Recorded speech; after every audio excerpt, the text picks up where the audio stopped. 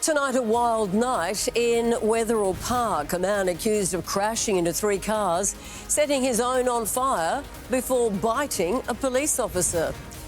Australia enacting some of the toughest quarantine conditions in the world for passengers heading home from the hantavirus death ship. The Western Front, the Premier hits back at One Nation's declaration that it's coming for Sydney's heartland. Tax reform, spending cuts and housing affordability. What's in the spotlight for tomorrow's federal budget? Brazen rats on a rampage at Bondi Junction, Westfield. Food court workers blowing the whistle.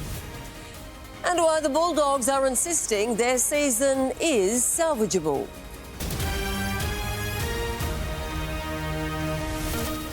This is 10 News Sydney with Sandra Sully. Good evening. First tonight, a father of 4 is accused of a dramatic and destructive rampage in Sydney's West while allegedly drunk behind the wheel. Police are claiming that the mechanic was responsible for 3 separate crashes, one which ended in flames, while he's also accused of biting a police officer. Chaos in Wetherill Park, allegedly the last part of a destructive rampage. That's the petrol. Liverpool father Siosifa Tupou is accused of being behind it all while driving drunk. Police claim it all started at around 11 o'clock with a smash on Hassel Street. Tupou allegedly took off before this 10 minutes later on Horsley Drive. Allegedly on the wrong side of the road while forcing another driver into an unwanted reverse. Seconds later, it all came to an end. An alleged bump into a parked car on Morgan Crescent before the Toyota went up in smoke. Tupou owes much to quick-thinking residents who pulled him to safety as the flames took hold. I put out his keys, pulled him out of the vehicle, because I seen the vehicle started catching on fire. But as police swarmed and made their arrest, it's alleged that the 36-year-old still had more fight. He's accused of refusing a breath test and biting an officer on the leg. The cop was assessed by paramedics but didn't need treatment. A bit scary with 2 kids, but lucky they slept at the time. It was a nightmare. In the middle of our sleep, everyone woke up. After nearly 12 hours in police custody, Tupou was today granted bail. Revealed in court to be a father of 4 with no criminal record, he says he'd been on his way to a friend's. I want to go to my friend's house to see a party there, and then sleep there. Despite his job as a mechanic, Tupou is now banned from sitting in the driver's seat of a vehicle under his bail restrictions. He's also not allowed to drink and is subject to a nightly curfew. Back home tonight, but today the court heard if convicted, he could face jail time. Hannah Stewart, 10 News. Australia has announced some of the toughest quarantine arrangements in the world as we prepare to bring back people from the hantavirus cruise ship. The group is set for a minimum of 3 weeks at a specialist facility in Western Australia. And National Affairs editor Hugh Riminton has the latest. This is what awaits the 6 people being prepped right now for a mercy flight from the Canary Islands, the Bullsbrook Quarantine Centre just north of Perth. Our primary responsibility as a government, obviously, is to keep our community safe. For days, under the tightest protocols, passengers have been escorted off the cruise ship Hondias, linked to 8 hantavirus infections and 3 deaths. This is unique in that it involves human-to-human transmission. It's very rare to see a cluster such as we're seeing at the moment. The government has chartered a medical repatriation flight to get 4 Australians, 1 Australian resident and a New Zealander back. None is showing symptoms, but with a 6-week incubation period, they face a minimum 3 weeks quarantined under tight security once they reach Bullsbrook. I do make no apology for the fact that this is one of the stronger responses you'll see around the world. 3 of the Australians live in New South Wales, the other 2 in Queensland, but it will be many weeks before they see family and home. This is obviously being a really terrible situation for all of them.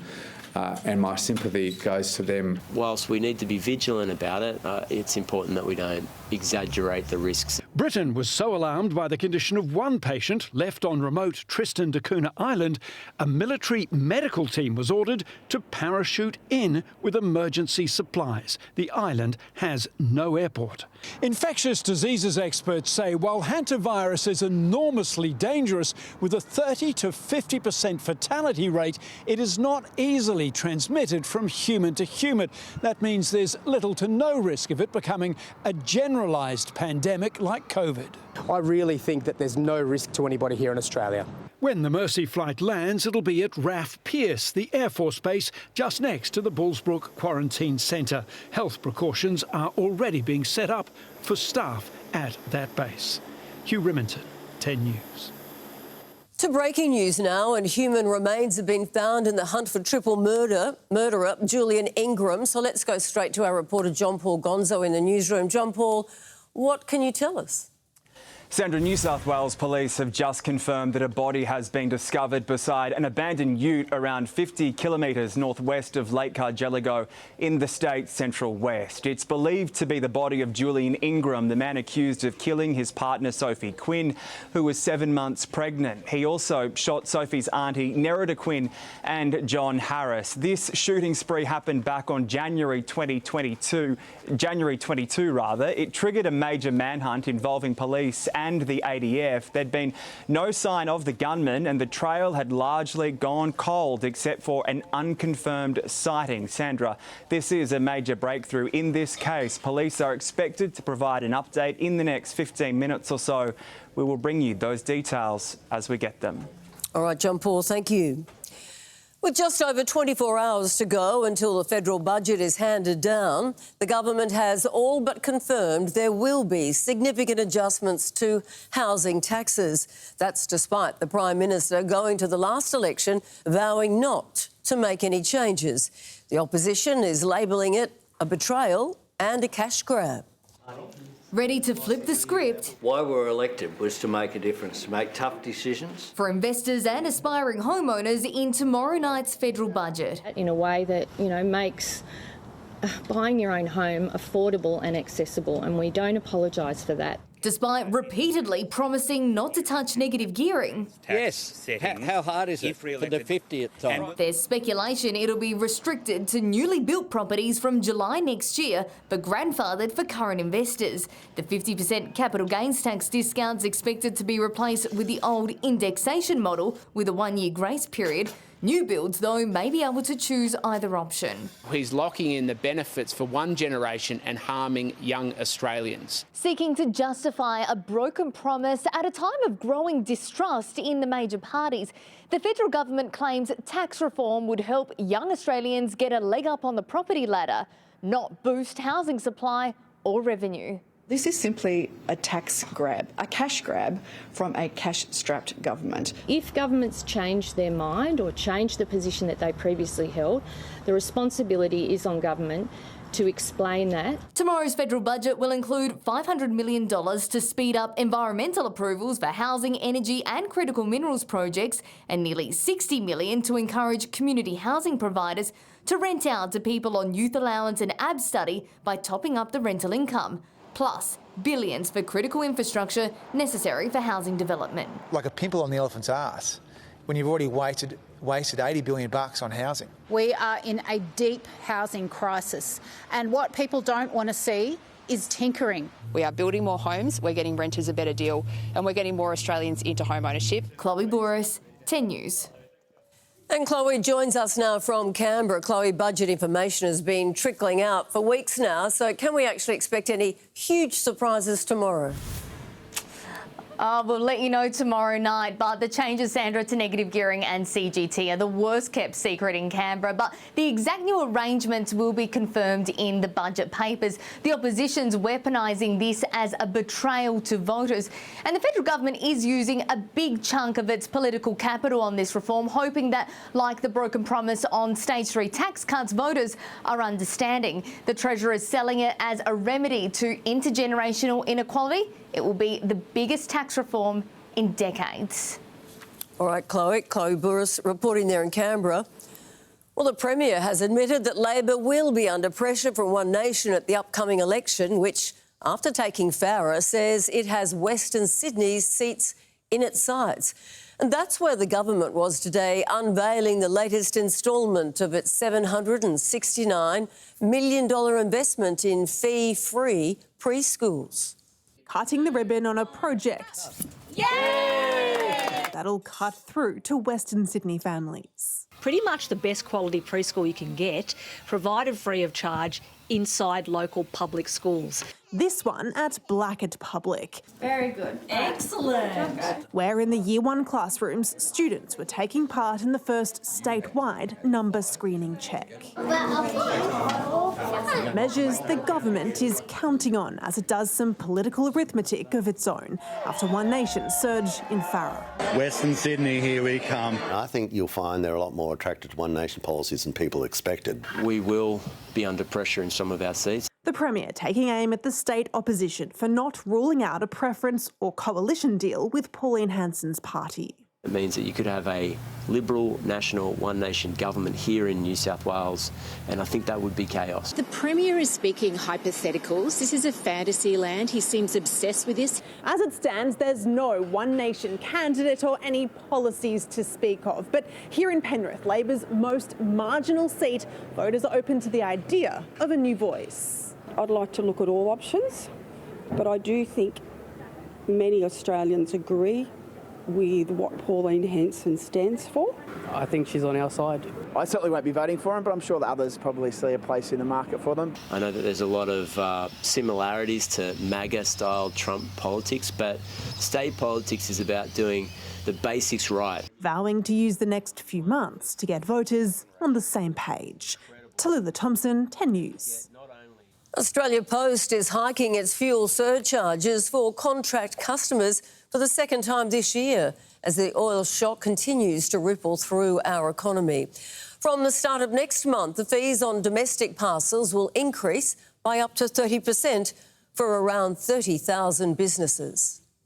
As fuel prices surge because of America's war on Iran, the cost of moving parcels around the country has jumped, and Australia Post is trying to recoup some of those losses. This is going to smash small businesses right around the country. From June 1, the fuel surcharge on domestic parcels rises from 12 to 19.5% for around 30,000 contract customers, mainly businesses who send more than 2,000 items each year. For Star Trek Express and Premium, the levy goes up from 22.7 to 30.2%, and their costs most businesses are unlikely to be able to absorb. The customer, consequently, will end up seeing the cost of goods rise. So you and me, likely in our online purchases, will see that increase in the near-term future. Australia Post says it's operating in very challenging conditions, and this necessary adjustment reflects the high fuel costs it's incurring in an environment where prices remain volatile. The federal opposition wants the government to act. I have called on the minister to act on an egregious increase in the fuel levy imposed on some 30,000 businesses across this country. A government spokesperson said the fuel surcharge is an independent decision made by Australia Post, adding the fee was introduced when the Liberal Party was in power in 2017. Australia Post is not alone in passing on the pain. UPS has lifted its fuel surcharge even higher to almost 50%. Harvey Biggs, 10 News. Tara Rushton is here to preview sport, and Tara, there's no question the Bulldogs are battling, but they're not hitting the panic button just yet. Not just yet. Hopefully some returning troops can turn the tide. Well, that's what they want anyway, as they stare down the Sharks on Friday night. Could getting their big guns back bring some respite? Our exclusive with Aziz Behich en route to the US to join the Socceroos World Cup camp. But who are the surprise inclusions? And quick reflexes. Whilst remaining fast on her feet, Katie Boulter made this save at the Italian Open. Her fellow tennis pros were also put to the test. We'll reveal how they handled it a little later in sport. Oh, that's a heart attack material, isn't it? Thanks, Tara. See you then. Still to come here on 10 News, why two so-called ISIS brides abandoned their freedom fight for now. Busted high, the alarming number of Sydney-siders caught drug driving in a statewide sting. The Sydney shopping centre where rats are roaming the halls, and Is it finally our time? Delta Goodrem gears up for her golden moment at Eurovision.